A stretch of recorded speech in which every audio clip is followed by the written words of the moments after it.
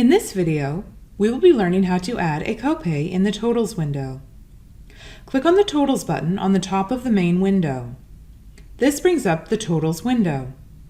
Click on Edit. In the middle of the Totals column, you will see the copay row. And as you can see, there are copay entries in every column. We will enter a $100 copay deductible on the warranty line. On the warranty copay line, click in the box above the carryover total. It will highlight. Enter in the copay amount of $100. Use the tab key. You will see the $100 was added to the customer pay column and was deducted from the warranty line. Click OK and you are done. Congratulations! You have successfully learned how to add a copay in the Totals window.